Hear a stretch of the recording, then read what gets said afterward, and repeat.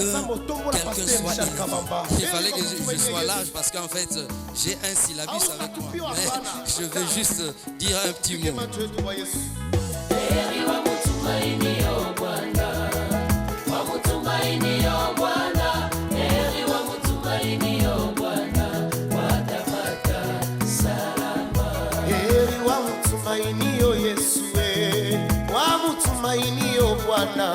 Heri wa mutumainio Yesu watapata salama. Heri wa mutumainio Bwana, wa mutumainio Bwana. Heri wa mutumainio Bwana watapata salama. Jana wa mutumainia Yesu wa mutumainio Yesu. Wakaka wa mutumainio Bwana watapata salama. Unastahili kuabudiwa, unastahili Baba, unastahili kuabudiwa, unastahili jemadari wangu, unastahili kuabudiwa Baba,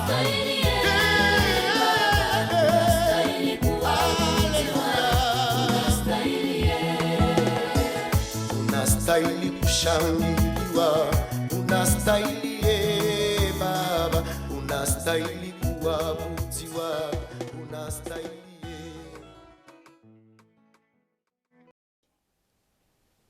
Bien-aimés dans le Seigneur, nous vous saluons tous dans le précieux et merveilleux nom de notre Seigneur Jésus-Christ. C'est encore une joie pour nous de vous retrouver devant vos écrans pour que nous puissions vous parler de la part de notre Seigneur. Je suis votre serviteur, le pasteur Sylvain Mbata, visionnaire de l'église Les Héritiers de la Promesse, située dans le sud-ouest de Londres. Bienvenue à notre série d'enseignements dans notre programme Le temps de la révélation de la parole. Nul ne peut se douter de l'importance de ces temps. Nous savons que la parole guérit, elle sauve, elle donne des solutions à tout problème. Il existe plusieurs raisons que nous pouvons avancer pour justifier un tel programme. Mais dans le contexte de ce message ce soir, nous en avons retenu seulement 5. La première raison est qu'au commencement était la parole. Et nous trouvons cela dans le livre de Jean, dans l'évangile de Jean, au chapitre 1, versets 1 à 4. Nous allons lire. Au commencement était la parole, et la parole était avec Dieu, et la parole était Dieu. Ainsi donc, nous voyons, au commencement de toutes choses, il y a la parole de Dieu. Nous devons ainsi comprendre cette parole dans notre vie quotidienne. La deuxième raison est que tout passera, mais la parole de Dieu ne passera jamais. Matthieu 24, 35 déclare « Le ciel et la terre passeront, mais mes paroles ne passeront point. » Ainsi, bien-aimés, les miracles passeront, les délivrances passeront, mais la parole de Dieu restera éternelle. Ça, c'est une raison très importante pour que nous puissions comprendre cette parole dans notre vie quotidienne. Troisièmement, la parole donne la vie éternelle. Jean 5, verset 24 déclare « En vérité, je vous le dis, celui qui écoute ma parole et qui croit à celui qui m'a envoyé a la vie éternelle et ne vient point en jugement, mais il est passé de la mort à la vie. » La parole donne ainsi la vie éternelle. Cela vaut la peine de la connaître, de la comprendre, de la méditer et la mettre en pratique dans notre vie quotidienne. Quatrièmement, le fondement de la parole est la vérité. C'est ce que déclare Psaume 119 au verset 160. Le fondement de ta parole est la vérité, et toutes les lois de ta justice sont éternelles. Nous devons ainsi chercher à connaître cette vérité, car comme Jésus-Christ lui-même l'a déclaré, vous connaîtrez la vérité et la vérité vous affranchira. Cinquièmement, la parole est claire et donne de l'intelligence. Psaume 119, verset 130. La révélation de tes paroles est claire. Elle donne de l'intelligence aux simples. C'est dire que la parole donne de la lumière. La parole donne la connaissance. Et Dieu lui-même ne déclare-t-il pas dans la Bible que son peuple périt faute de connaissance? Si nous enseignons au peuple de Dieu la parole de Dieu, ils auront la connaissance et là, ils ne seront plus dans les ténèbres. J'ai la foi que cette série d'enseignements va vous bénir. Aujourd'hui, nous allons parler de Jésus-Christ, la parole vivante. Il n'est pas un secret, bien-aimé, pour comprendre avec moi que notre Seigneur Jésus était venu avec un message, celui de nous sauver. Il était conscient de l'importance de ce message et de l'urgence de le transmettre. Et il y a là, dans son discours, une exigence de transmission. Et donc, forcément, nécessité de prendre en compte la communication. Et tout comme les prédicateurs d'alors ou d'aujourd'hui, la prédication de Jésus relève de l'oralité. Ainsi, notre Seigneur Jésus devait d'abord intéresser son public, se faire connaître à ce public et éveiller l'attention de ce public. C'est la volonté pourquoi il n'a pas hésité à recourir à des mots, à des expressions choc parfois, ou bien encore à théâtraliser son discours. Il a ainsi utilisé des figures, des styles pour transmettre son message. Nous le voyons utiliser par exemple des anaphores, c'est-à-dire une répétition de mots ou groupe de mots au début de phrases, des paragraphes, des strophes. Nous voyons des expressions telles que « en vérité, en vérité ». Ça, c'est une figure de style. Nous trouvons dans son langage les figures d'analogie, d'animation, de substitution, de pensée, d'opposition, de construction, de sonorité, d'insistance et d'atténuation. Comprenez, par exemple, que lorsque Lazare était mort, quand Jésus est allé au tombeau, il avait crié « Lazare, sors !» C'est une figure de style, bien-aimé. Nous pouvons ainsi dire, sans risque d'être contredit, que notre Seigneur a utilisé la rhétorique, qui est l'art de composer des discours persuasifs dans ces trois dimensions, à savoir l'autorité de l'orateur, l'argumentation du discours et les émotions qu'il suscite dans l'auditoire. En fait, si nous examinons tous les discours de la Bible, nous verrons que les textes bibliques sont à un degré ou à un autre des textes persuasifs. Aujourd'hui, je voudrais examiner le texte de Matthieu 25, versets 31 jusqu'à 46, où le Seigneur parle du jugement dernier. Nous allons lire. « Or, quand le Fils de l'homme viendra dans sa gloire, et tous les anges avec lui, alors il s'assiera sur le trône de sa gloire, et toutes les nations seront assemblées devant lui, et il séparera les uns d'avec les autres, comme le berger sépare les brebis d'avec le bouc. Et il mettra les brebis à sa droite et les boucs à sa gauche. » Parole de l'Éternel. Notre message, notre enseignement aujourd'hui s'intitule « C'est une question que le Seigneur veut nous poser. Es-tu une brebis ou un bouc ?» Et nous allons essayer de répondre à cette question à la fin de cet enseignement. Dans ce texte, notre Seigneur fait usage de plusieurs figures de style. Mais dans le contexte de mon message, je voudrais me limiter à l'allégorie et à l'allusion. qui porte en fait sur la composante référentielle du discours, c'est-à-dire le contenu, le message qu'il veut transmettre. Parce que Jésus est en train de représenter des idées abstraites sous la forme d'un personnage. Il utilise les brebis et le bouc.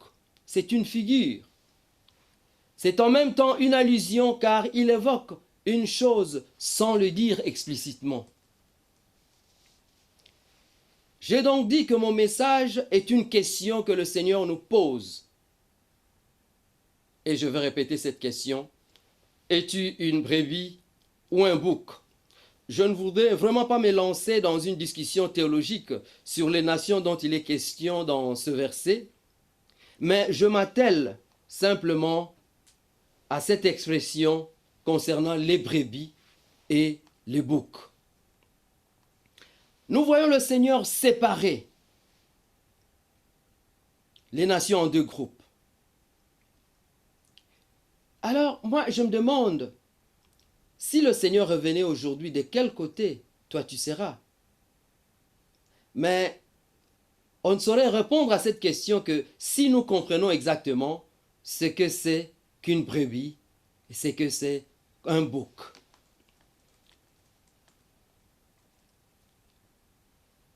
Le Seigneur là nous donne quelques clés pour comprendre ce que c'est qu'une brebis ou un bouc.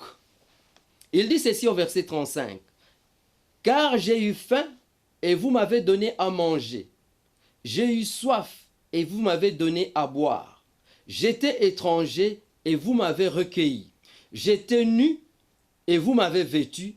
J'étais malade et vous m'avez visité. J'étais en prison et vous êtes venus me voir. » Donc, notre Seigneur nous présente là 4 clés pour se classer parmi les brebis. Et les 4 clés sont les suivantes. Donner à manger et à boire au Christ quand il a faim ou quand il a soif. C'est la première clé. Deuxième clé, recueillir le Christ en nous quand il est étranger dans notre vie.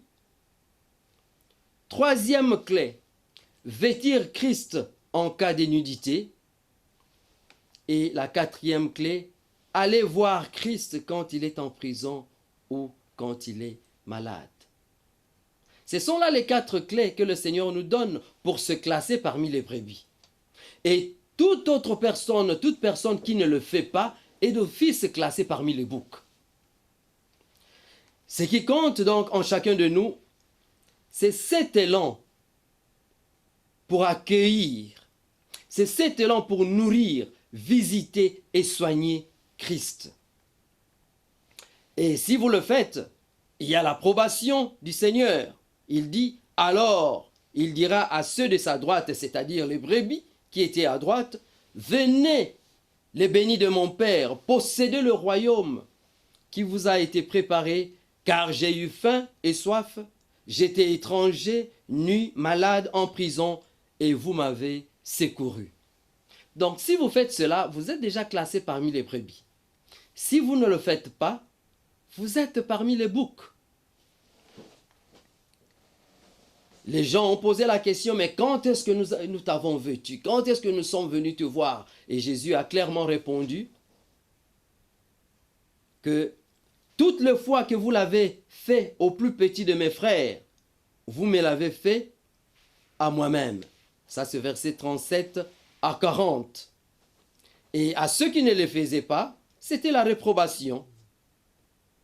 Car, comme nous le voyons au verset 41 et à 43, ensuite il dira à ceux de sa gauche, « Éloignez-vous de moi, maudits, car j'ai eu faim et soif, j'étais étranger, nu, malade, en prison, et vous ne m'avez point assisté. » Il est clair, bien-aimé, que le Seigneur insiste sur la charité pour se placer parmi les brebis. Et ces gens, en fait, ont répondu la même question. Mais quand est-ce que nous avons fait cela auprès de toi? Et Jésus, de reprendre, toutefois que vous l'avez fait à l'un de mes petits, c'est à moi que vous l'avez fait. Mais la question que nous pouvons nous poser maintenant est celle de savoir comment les brebis et le bouc représentent ces réalités. Examinons la Bible pour découvrir cela. La Bible nous parle de ces deux mammifères depuis l'Ancien Testament et leur iconographie est relativement riche. Si nous examinons la parole de Dieu, nous verrons que la brebis est une femelle du mouton. C'est un mammifère domestique herbivore de la famille des bovidés, de la sous-famille des caprinés et du genre Ovis. Ce sont des ovins. C'est l'un des premiers animaux à avoir été domestiqué. L'animal jeune est appelé agneau et la femelle est appelée brebis et le mâle est appelé bélier. De l'autre côté, nous voyons la chèvre ou le bouc. C'est aussi un mammifère herbivore et ruminant appartenant à la famille toujours des bovidés, sous-famille des caprinés, mais ce sont des caprins et non des ovins. Il y a déjà là une différence entre les deux. Et le mâle est appelé bouc, tandis que le petit est appelé cabri. Nous comprenons donc, ces derniers temps, quand nous prenons notre cabri, la viande là, c'est dire que c'est le petit d'une chèvre cabri. Les deux animaux bien-aimés font partie de la panoplie animale offerte en sacrifice à l'époque de la tente d'assignation et du temple, mais leur usage était complètement différent. Le bouc est représenté comme un émissaire dans le désert, tandis que le bélier, qui est le mâle d'un mouton, il est présenté comme un substitut de sacrifice humain. Nous verrons par exemple que lors de sacrifice, lors de l'épisode biblique de la ligature d'Isaac, par exemple, le bélier, le mâle du mouton, apparaît par miracle, ses cornes étant émêlées dans un buisson en substitution d'Isaac. Et c'est là d'ailleurs que Dieu a eu le nom de Jéhovah-Jireh, parce qu'il a pourvu aux besoins d'Abraham. Ce sont donc, quand nous prenons le bélier, c'est donc la victime précoce ayant été le premier mammifère proposé au sacrifice. Bien qu'on le trouve dans plusieurs épisodes de la Bible, le bélier était généralement sacrifié en holocauste ou en sacrifice rémunératoire de paix. La mention de ces deux animaux dans la Bible est dans plusieurs places. Dans Genèse 30 au verset 37 par exemple, nous voyons d'abord les relations entre Jacob et son beau-père Laban. Et là, nous voyons ce qui est dit. Or, Jacob se pourvut de rameaux verts, de peupliers, d'amandiers et de platanes, et il y pratiqua des entailles blanches en mettant à découvert la blancheur des rameaux. Il fixa les rameaux ainsi écorcés dans les rigoles, dans les auges où le menu bétail venait boire, et entrait en chaleur en venant ainsi boire. Les brebis s'échauffèrent devant les rameaux et produisirent des rameaux rayés, pointillés, mouchetés. Donc, nous voyons déjà que là, on fait usage de bélier. Tandis que la brebis, c'est une femelle. Mais ce sont des bêtes de la même famille. Nous continuons par la suite. Nous voyons un autre passage. Le bouc et les chèvres, le bouc, les chèvres, les béliers, les brebis, se retrouvent aussi parmi les cadeaux apportés par Jacob à son frère Ésaü. Genèse 32, verset 15. 200 chèvres et 20 boucs, 200 brebis et 20 béliers. Là, la Bible mentionne justement l'usage de ces deux animaux. Dans un troisième épisode, nous voyons le cas de Joseph, le bien-aimé de Jacob et de Rachel. Pour tromper Jacob, les enfants ont utilisé le sang du chevreau. Genèse 37, versets 31 à 33. Après avoir vendu Joseph, ils ont tué un chevreau, ils ont pris le manteau de Joseph, ils l'ont peint de ce sang pour aller tromper leur père Jacob. Ils prirent la robe de Joseph, égorgèrent un chevreau et trempèrent sa robe dans son sang. Puis ils envoyèrent cette robe longue qu'on envoya à leur père en disant « Voici ce que nous avons trouvé. Examine si c'est la robe de ton fils ou non. » Il la reconnut et s'écria « C'est la robe de mon fils, une bête féroce l'a dévoré. » Joseph a été mis en pièces. Et dans un dernier épisode, nous voyons Juda et Tamar. Juda avait promis de donner un chevreau à Tamar. Nous sommes dans Genèse 38, versets 15 à 17. L'ayant aperçu, Juda l'a pris pour une prostituée, car elle avait voilé son visage.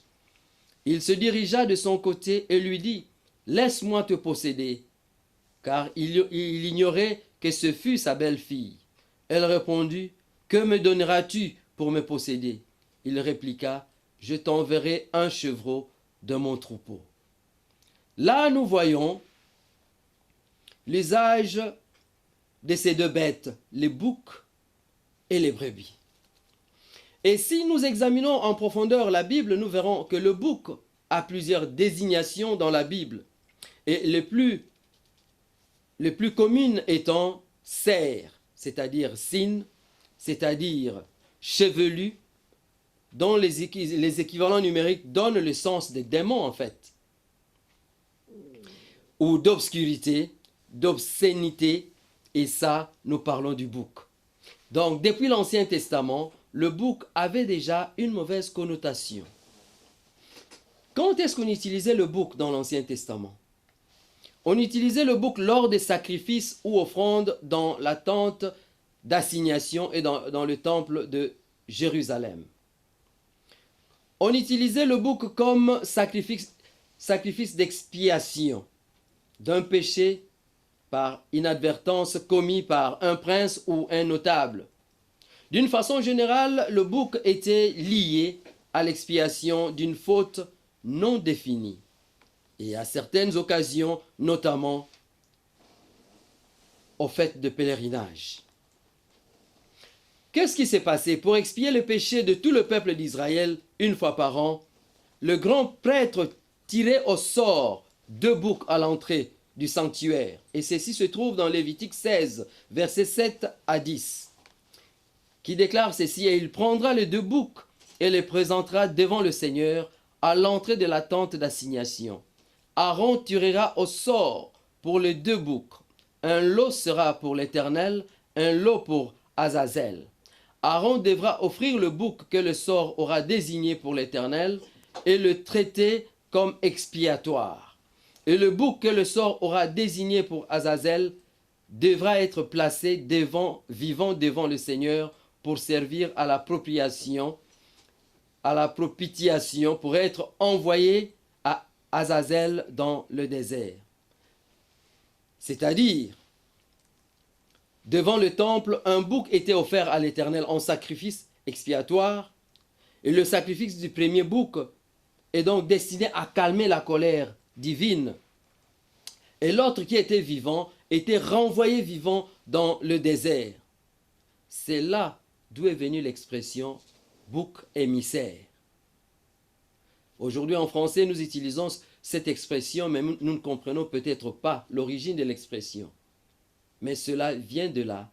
Comme ce bouc prenait le péché avec lui et allait avec dans le désert, il a eu le nom de bouc émissaire. Quant au bélier, le bélier était la victime précoce et comme j'avais dit cela, le premier mammifère proposé au sacrifice. Le bélier était prompt au sacrifice tel que lors de la mise à l'épreuve d'Abraham, comme nous l'avons cité. Il était présenté aux différentes formes de sacrifices en dehors de l'expiation, parce que l'expiation était réservée au bouc. Ainsi donc, nous voyons qu'il y a déjà une différence entre un bouc, une brebis, un bouc, un bélier. Un bouc, c'était pour l'expiation, tandis qu'un bélier, c'était pour la substitution. C'est pour cela d'ailleurs que nous voyons le Seigneur Jésus qui est mort pour nous.